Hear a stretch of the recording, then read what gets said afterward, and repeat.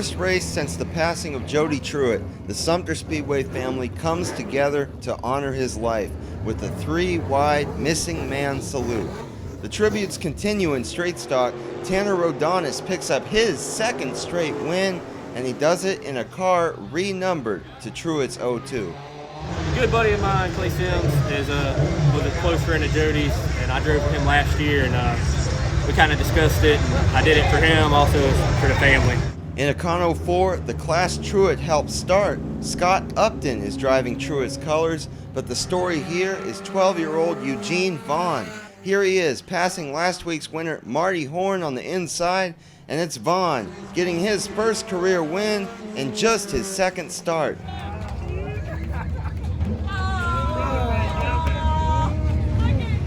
This is an awesome feeling, and it's great to have my family here.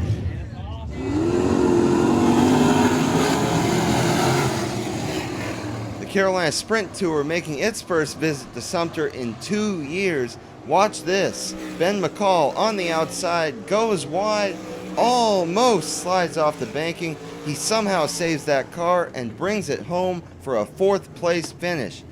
Up front, here's the battle for the win. Watch that black and red car. Nick Tucker makes his move in lap traffic, and Tucker comes all the way from 7th to the win.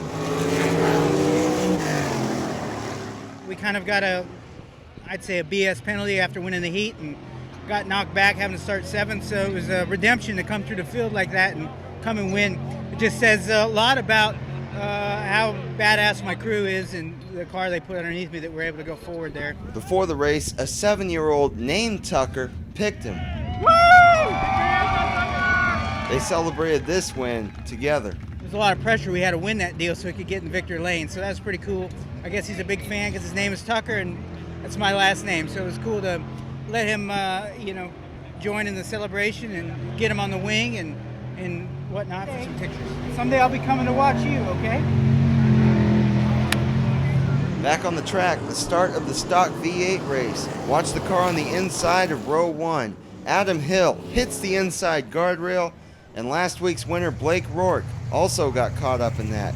Up front, the battle for the lead. The yellow car of Terrell Holloway makes his move.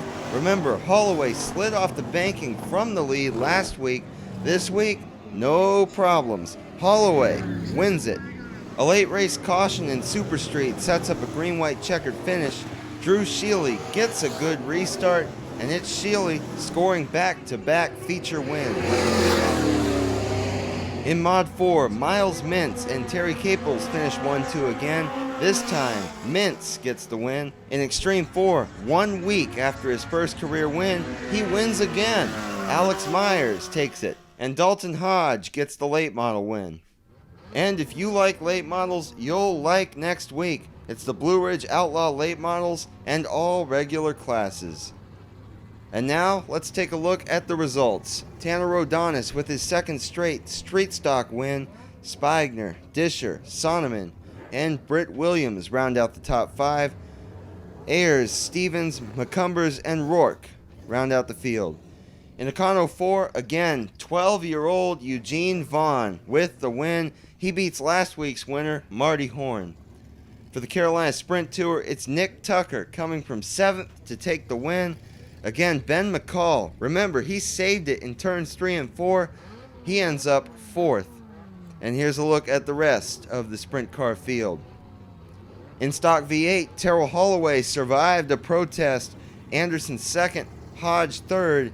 Hill and Rourke also salvaged top 5 finishes despite that lap 1 incident. And Scott Upton rounds out the field. In Super Street, Drew Shealy goes back-to-back. Another dominating performance by the 7 team. In Mod 4, Mintz and Caples 1-2 again. This time it's Mintz. Now looking at Extreme 4, Alex Myers with his second straight win. Michael Wells 2nd and Chelsea Lillier 3rd.